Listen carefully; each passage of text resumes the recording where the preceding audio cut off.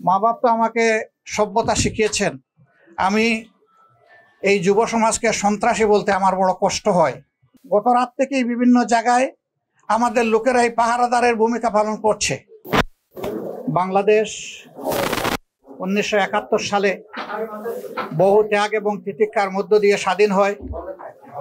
লাখো মানুষের জীবনের বিনিময়ে, অসংখ্য মা বোনের ত্যাগের বিনিময়ে পাওয়া আমাদের গর্বের এই স্বাধীনতা, তার যে সুফল এই জাতির ভোগ করার কথা ছিল, দুর্ভাগ্যজনকভাবে এক এক করে আমাদের সামনে থেকে 53টি বৎসর চলে গেলেও জাতি সত্যিকার অর্থে স্বাধীনতার সেই সুফল ভোগ করতে পারেনি। বারবার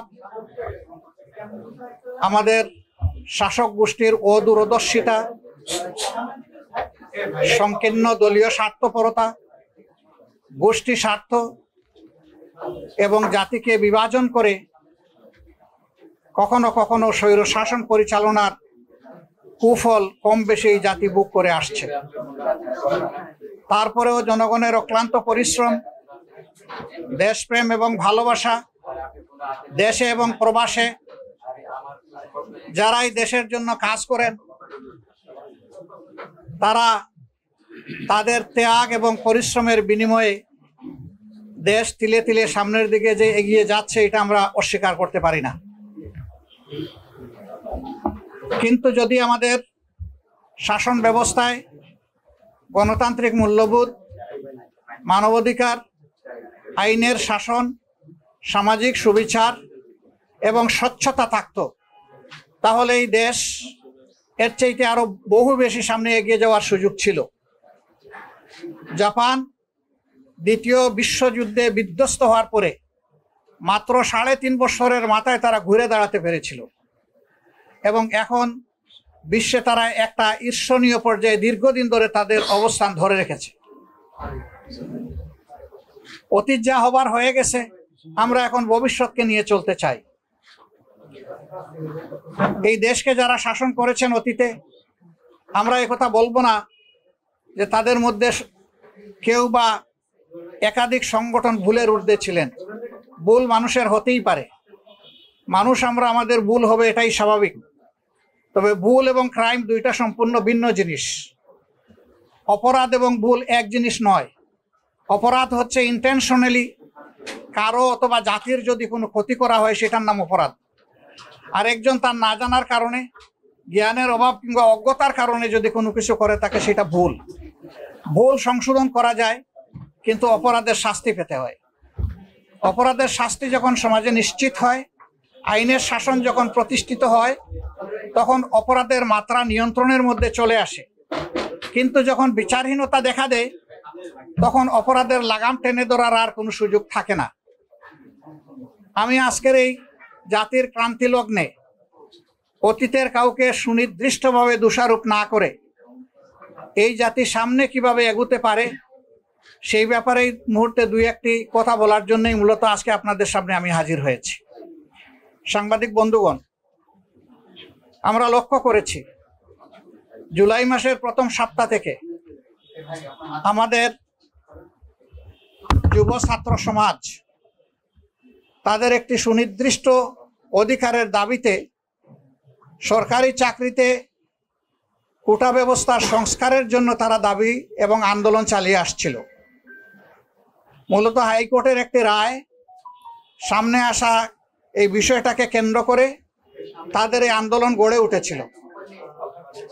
এই আন্দোলনের দাবি দেওয়া যেটা ছিল, এখন সকলেই স্বীকার করছেন যে তাদের দাবি ছিল যৌক্তিক এবং ন্যায়সঙ্গত, এবং শেষ পর্যন্ত কোর্টের মাধ্যমে সেটাই অনেকটা প্রতিষ্ঠিত হয়েছে।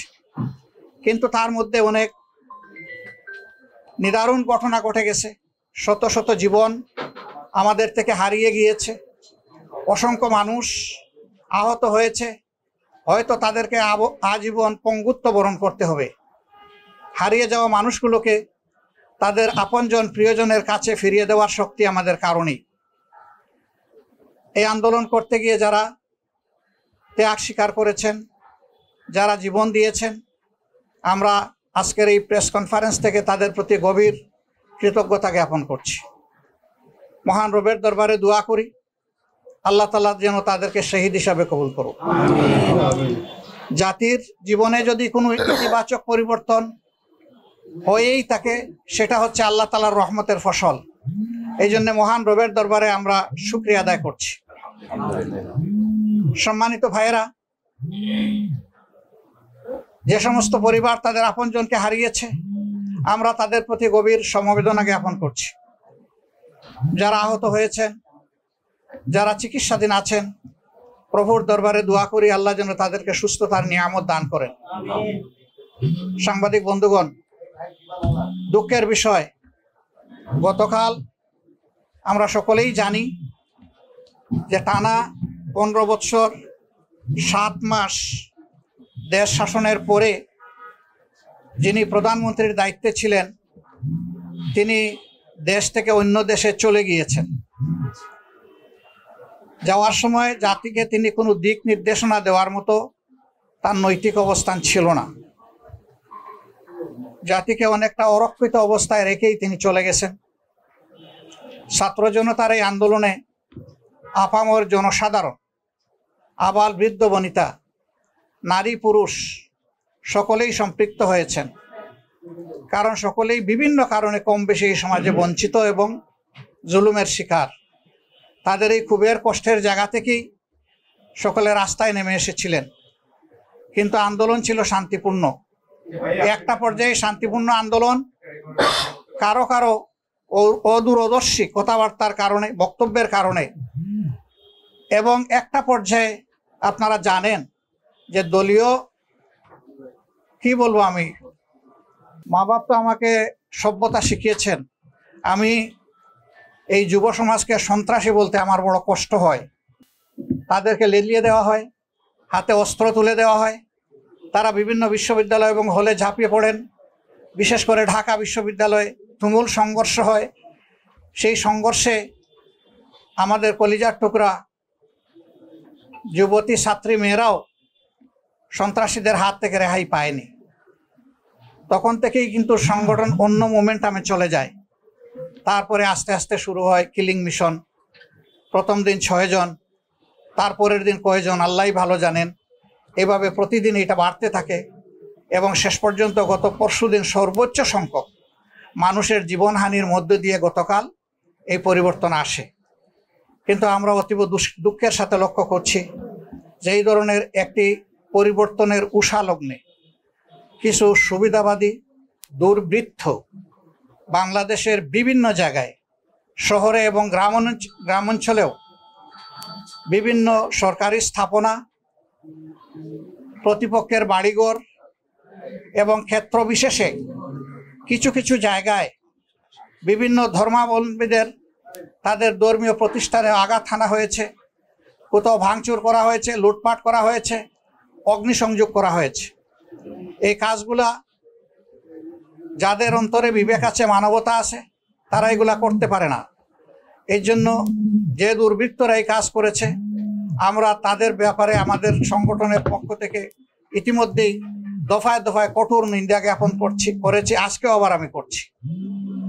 এবং ইতিমধ্যে আমরা সারা বাংলাদেশে জনগণকে যেমন আহ্বান জানিয়েছি, আমাদের প্রিয় সংগঠনকেও আমরা আহ্বান জানিয়ে দায়িত্ব দিয়েছি যে এখন থেকে তারা যেখানেই মানুষ বিপন্ন হওয়ার আশঙ্কা আছে সেখানে তারা যেন পাহারাদারের ভূমিকা পালন করে। কারণ জাতি, ধর্ম নির্বিশেষে, বর্ণ নির্বিশেষে যেই বাংলাদেশে জন্মগ্রহণ করেছে সে বাংলাদেশের একজন গর্বিত নাগরিক। এখানে সকল নাগরিকের অধিকার সমান।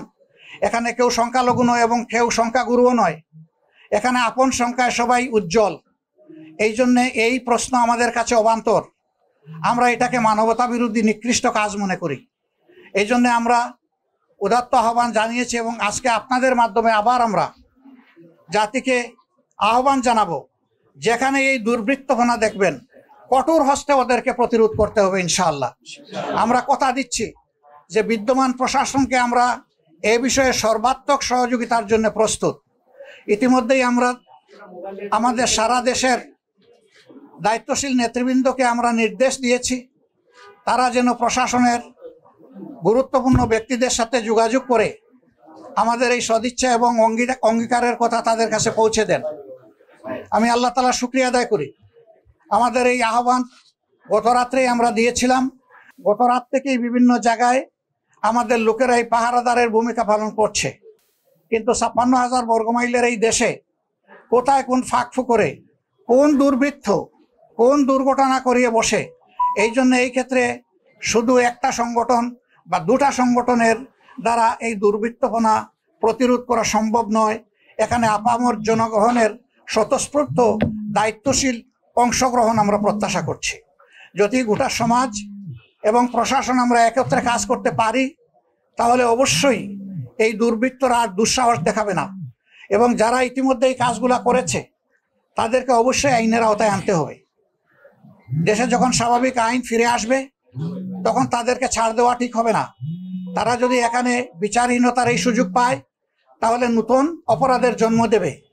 এই জন্য তাদেরকে আইনের যথাযথ প্রয়োগের মাধ্যমে কঠোর শাস্তি বিধান করতে হবে।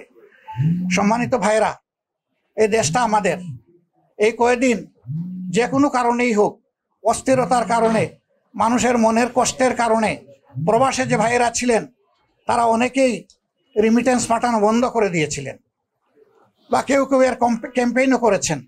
এই ব্যাপারে আমরা আমাদের সংগঠনের পক্ষ থেকে কোনো কথা বলিনি, কারণ দেশ আমাদের সবার। দেশ বেঁচে থাকলে আমরাও বেঁচে থাকবো। দেশের অস্তিত্বই যদি না থাকে আমরা বাঁচবো কি করে? এই জন্য আমরা প্রবাসী ভাইদেরকে এবং দেশে যারা আছেন ব্যবসায়ী ভাইদেরকে আমরা বলবো যে আসুন, এই দেশকে একটা বিধ্বস্ত অবস্থা থেকে তুলে উঠানোর জন্যে আমরা সম্মিলিতভাবে কাজ করি। সবাই সহযোগিতার হাত আমরা বাড়িয়ে দিই এবং আমরা সচেতন নাগরিক হিসাবে আমরা আমাদের দায়িত্ব পালন করি। আমার প্রিয় বন্ধুগণ, আজকের মতো আমরা কথাগুলোকে এখানেই শেষ করতে চাচ্ছি। আমি আবারও আপনাদেরকে কষ্ট করে আসার জন্যে বাংলাদেশ জামাতে ইসলামীর পক্ষ থেকে আন্তরিক ধন্যবাদ এবং কৃতজ্ঞতা জ্ঞাপন করছি। আমি আশা করছি যে আগামী দিনগুলোতে সাংবাদিক বন্ধুদের সাথে মিলেমিশে আমরা এই জাতি গঠনে ইনশাআল্লাহ আমরা ঐক্যবদ্ধ প্রয়াস চালাতে পারবো। আল্লাহ। হ্যাঁ, আমরা গতকাল আপনারা দেখেছেন যে রাষ্ট্রপতি ভবনে রাজনৈতিক দলগুলোর সাথে মহামান্য রাষ্ট্রপতি বসেছিলেন। সেখানে আমরা কিছু দাবি পেশ করেছিলাম। অনেকগুলা দাবি তিনি যুক্তিসঙ্গত হিসাবে তখনই মেনে নিয়েছেন এবং ইতিমধ্যে অনেকটা বাস্তবায়নও করেছেন।